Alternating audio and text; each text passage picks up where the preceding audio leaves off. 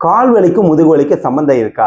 ஆமாங்க இருக்கு. நெறைய பேர் நம்ம கிளினிக் ட்ரீட்மெண்ட் வரவங்க எல்லாருமே வந்து பார்த்தீங்கன்னா, ஒரு சைடு கால் வலிக்குன்னு தான் வருவாங்க. அவங்க என்னன்னு சொல்லுவாங்கன்னா, அந்த காஃப் மசில்ஸ் இருக்குல்ல, கெண்டைக்கால் அங்க வலிக்குது, இல்ல இடுப்புல வலிக்குது.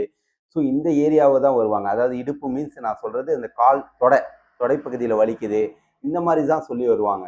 பட் அவங்கள பொறுத்தவரைக்கும் அது கால் வலின்னு இவ்வளோ நாளா நெனச்சுட்டு இருக்கிறாங்க. நம்ம செக் பண்ணி அசஸ் பண்ணதுக்கப்புறம் பார்த்தீங்கன்னா, அது ஸ்கயாட்டிகா. அதாவது நம்மளோட முதுகு தண்டுவடத்துல நர்வ்ஸ் வந்து பார்த்தீங்கன்னா, ஸ்கயாட்டிக் நர்வ்னு ஒரு நர்வ்ஸ் இருக்கு. அது வந்து நமக்கு காலுக்கு வந்து பரவக்கூடிய நர்வ். அந்த நரம்பு வந்து அழுத்திட்டு இருக்குது உங்களோட தண்டுவடத்துல. அதனால தான் வந்து இந்த பெயின் வருது. இப்ப சொல்றோம். ஸோ வந்து இந்த நர்வ் கம்ப்ரஷன் இருந்துச்சு அப்படின்னா, உங்களுக்கு வந்து சில பேருக்கு பெயின் இருக்கும். சில பேருக்கு வந்து சென்சரி அதாவது எரிச்சல் மாரி இருக்கும். ஸோ இதெல்லாம் வந்து அந்த நரம்பு அழுத்தத்தினால தான். ஸோ நம்ம வந்து அந்த வந்து நரம்பு அழுத்தத்த வந்து ரிலீஸ் பண்ணா மட்டும் தான் இந்த பிரச்சனை சரியாகும். சில பேர் வந்து சில எக்ஸர்சைஸ் ஸ்ட்ரெச்சஸ்ல சரியாகும்.